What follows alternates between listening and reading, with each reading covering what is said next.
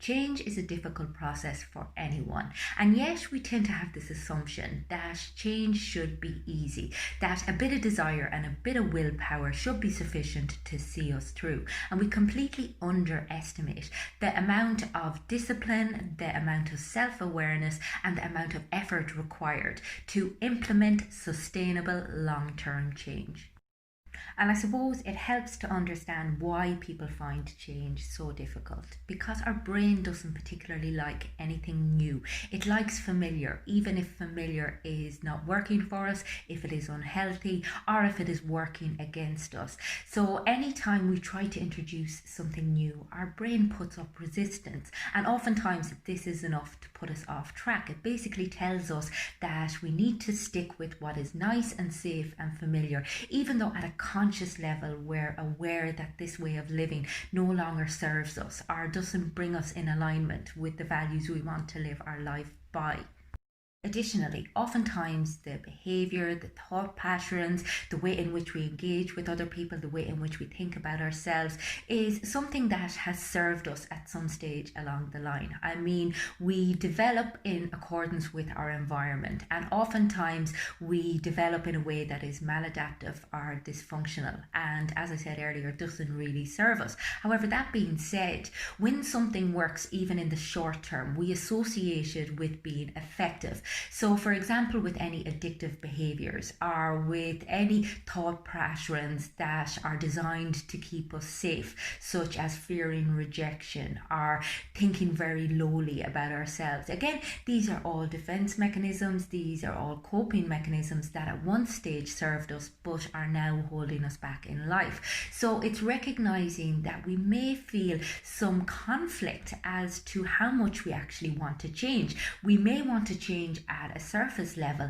but we may still be very firmly attached to the way in which we think and the way in which we behave, because at some stage it was a safety net, it was something that we could use to self-soothe, and consequently we've become fairly fond of it.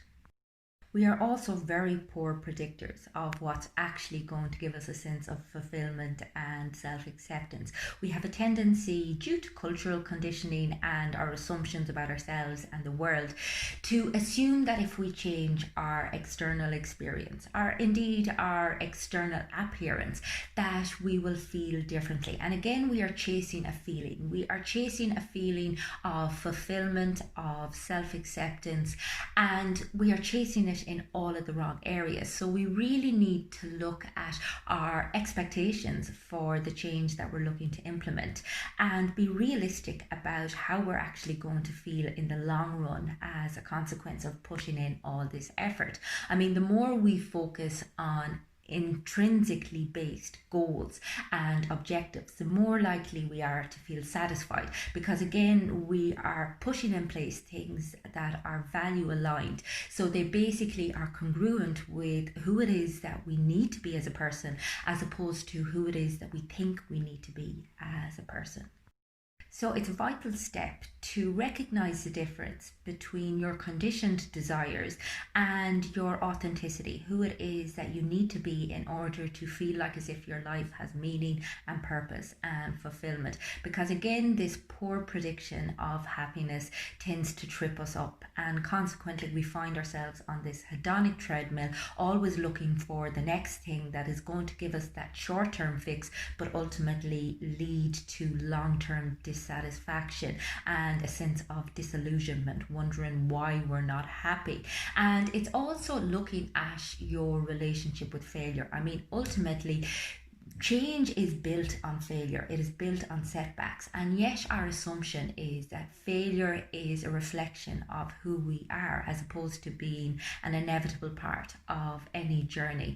So it's really recognizing that you need to be able to take the setbacks, you need to stay consistent in your effort, because again, we're in this mindset of instant gratification. We don't want to have to work hard for results, we want the easy street, and unfortunately ultimately, in anything worth doing in life, you have to put the work in, you have to be diligent, you have to be consistent, and you have to be committed. So again, not underestimating the amount of sheer work and diligence required in implementing change in your life. But that's not necessarily a bad thing. I mean, ultimately, when we have to work for something, we feel so much better about the results. If you would like help with implementing any change in your life, get in touch with me on the website. It's fundamentals.ie.